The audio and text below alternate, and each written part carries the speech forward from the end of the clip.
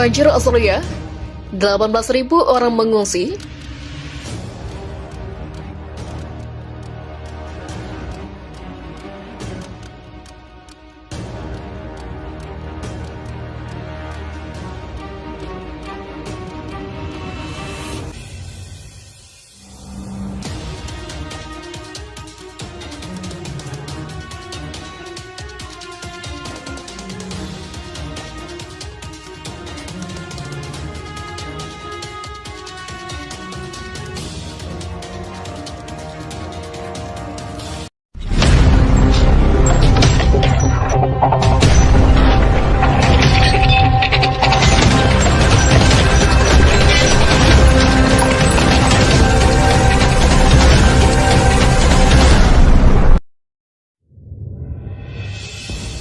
Di sisi lain, ahli meteorologi memperingatkan bahwa dua sistem cuaca mungkin bertabrakan pada Senin malam sehingga menciptakan ledakan terakhir hujan dan badai yang bisa berlangsung hingga Rabu atau Kamis. Hujan deras selama berhari-hari itu telah menyebabkan sungai dan bendungan meluap di sekitar sini ibu kota negara bagian dan itu wilayah Tenggara Queensland. Para pejabat mengatakan bencana banjir ini adalah satu dalam 50 tahun dalam dapat berlanjut sepanjang akan pekan serta telah mendesak masyarakat untuk waspada.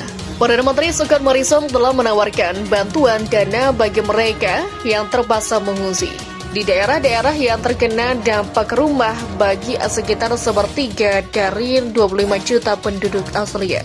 Bray Ciklian mengatakan banyak keluarga korban banjir itu sebelumnya telah berjuang menghadapi dampak kebakaran hutan dan kekeringan pada musim panas lalu. Saya tidak tahu kapan pernah terjadi dalam sejarah negara bagian ini di mana kami mengalami kondisi cuaca ekstrim secara berurutan di tengah pandemi, betul katanya. Layanan darurat telah melakukan sedikitnya 750 penyelamatan termasuk menarik korban dari mobil. Satu keluarga yang terlantar dievakuasi dari rumah mereka yang terendam banjir dengan helikopter. Tim evakuasi juga menyelamatkan satu keluarga dengan bayi dari banjir di rumah mereka di barat Sydney. Lembaga Meteorologi Australia mengatakan curah hujan hingga 1.900 mm di beberapa daerah sebagai fenomena luar biasa.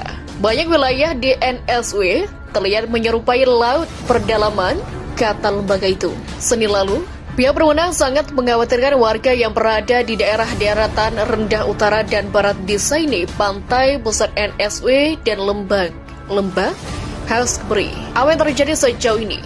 Banjir telah menyebabkan kerusakan di seluruh wilayah NSW beramasa 15.000 orang dievakuasi dari wilayah Mid-North Coast, negara bagian itu dari 3.000 lainnya di Sydney, kata para pejabat. Sungai meluap juga memutus jalan dan menjabat serta menutup sekitar 150 sekolah pada hari Senin. Ada gambar satwa liar mati ternak menggambarkan mengembang melalui daerah banjir dan deretan rumah yang menutupi jendela mereka. Sungai Hawkesbury dan Depian yang berbatasan dengan Sydney di utara dan barat mencapai level tingkat yang lebih tinggi pada hari Senin dibandingkan saat banjir dahsyat pada 1961. Pengamat cuaca mengatakan sungai Hawkesbury dapat mencapai puncak sekitar 13 meter di kemudian hari.